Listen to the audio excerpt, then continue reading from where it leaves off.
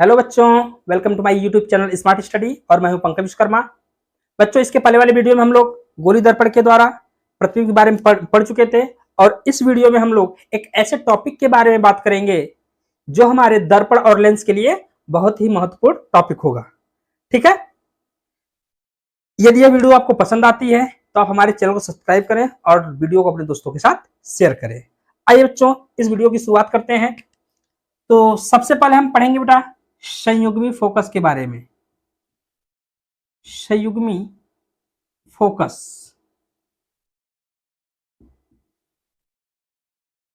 ठीक है, जिसको अंग्रेजी में कहते हैं कंजुगेट फोकी। कंजुगेट फोकी। देखिए, संयुग्मी फोकस क्या होता है।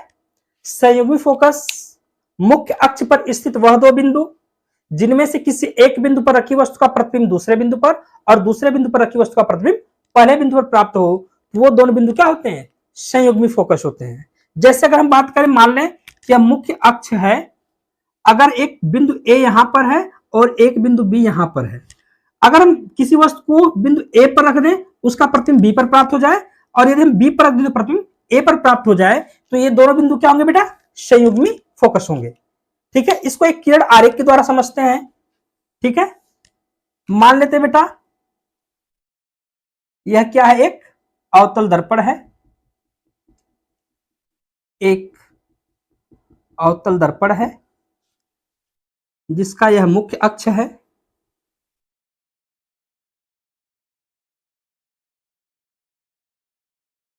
ठीक, यह ध्रुव हो गया, यह फोकस हो गया और यह वक्रता केंद्र। मान लेते कोई वस्तु ए बी यहां पर स्थित है। ठीक है,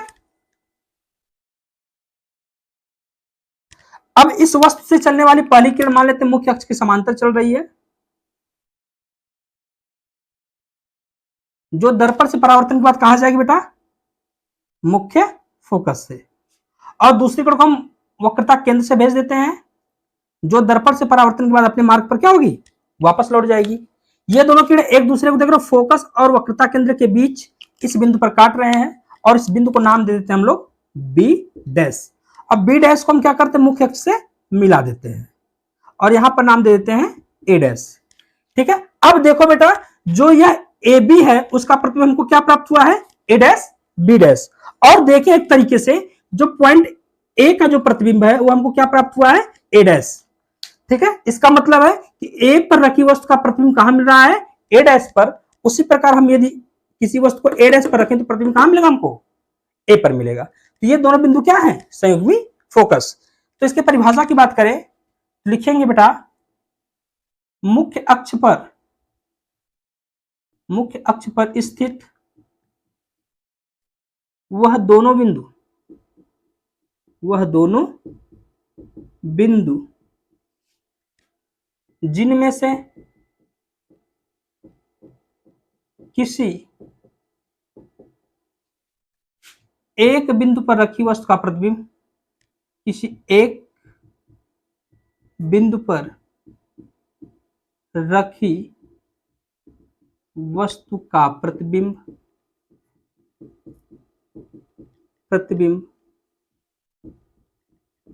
दूसरे बिंदु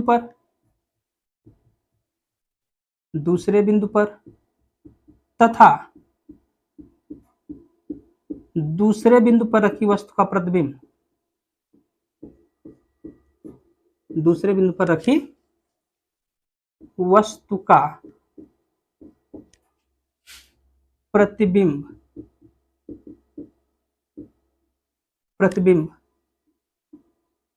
पहले बिंदु पर प्राप्त हो,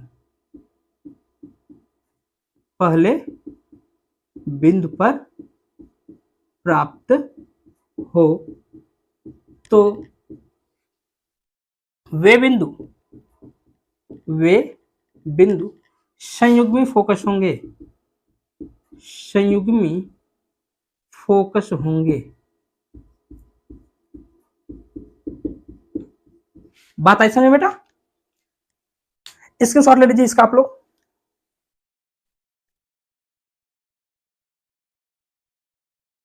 चलिए ठीक है, अब आते हैं इस वीडियो की सबसे महत्वपूर्ण टॉपिक के बारे में, ठीक है,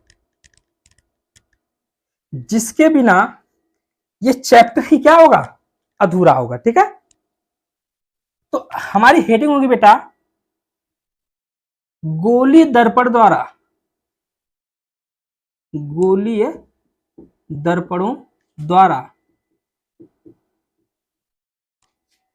परावर्तन के लिए,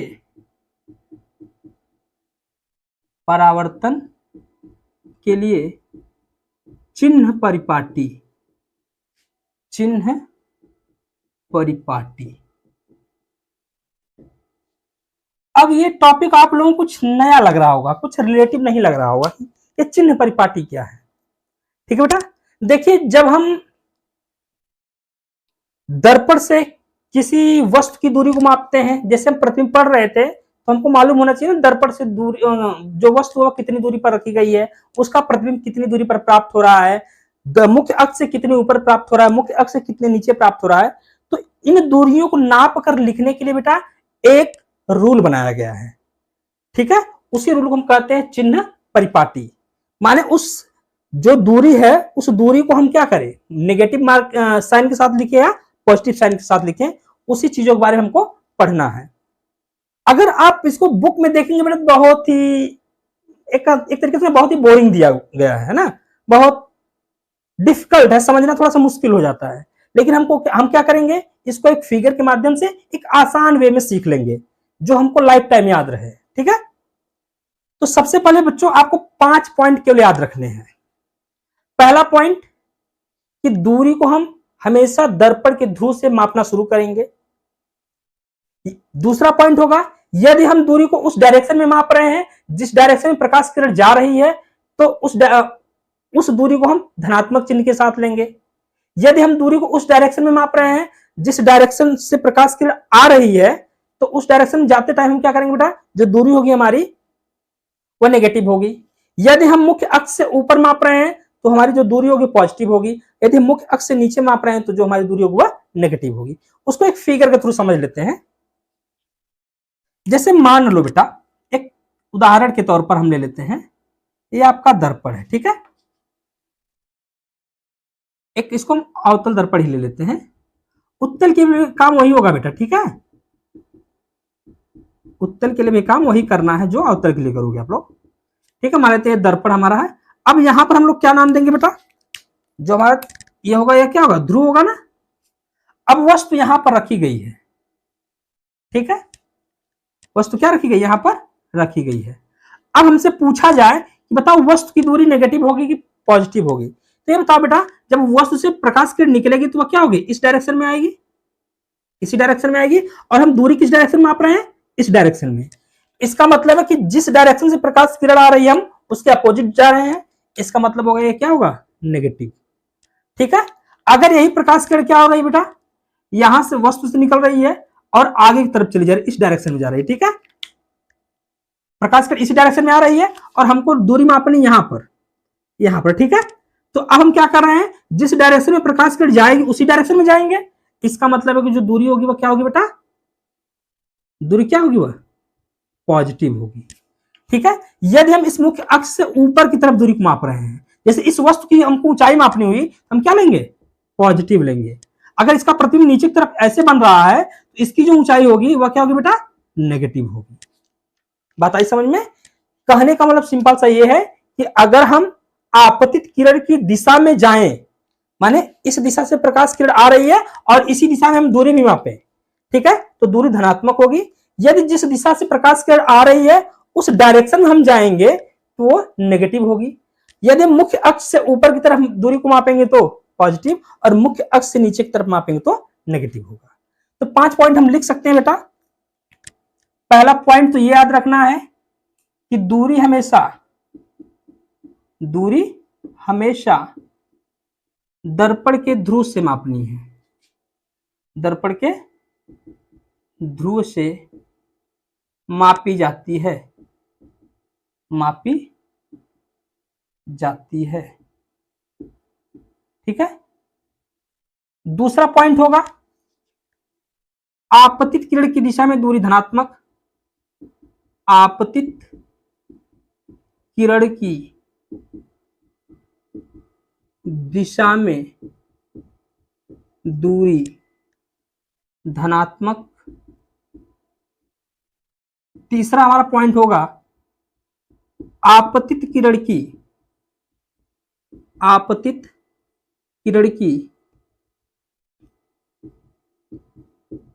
दिशा में, आपतित किरण की दिशा के लिखना, आपतित किरण की दिशा के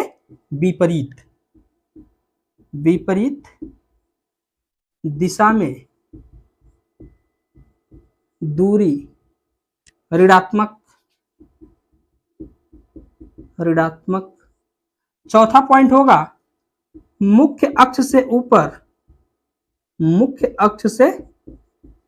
ऊपर दूरी धनात्मक। लास्ट पॉइंट होगा मुख्य अक्ष से नीचे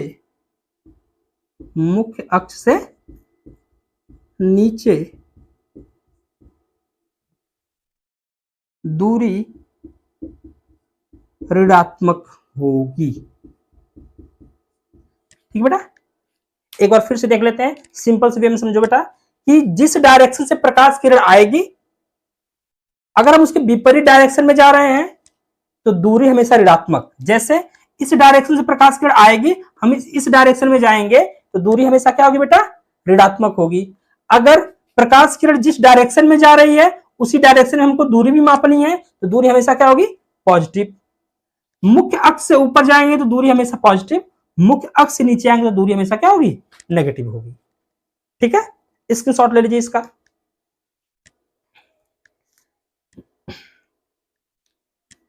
चलिए बच्चों, इस वीडियो में बस इतना ही, फिर मिलते हैं अगले वीडियो में। यदि यह वीडियो आपको पसंद आती है तो आप चैनल को सब्सक्राइब करें और वीडियो को अपने दोस्तों के साथ शेयर करें। तब तक के लिए जय हिंद।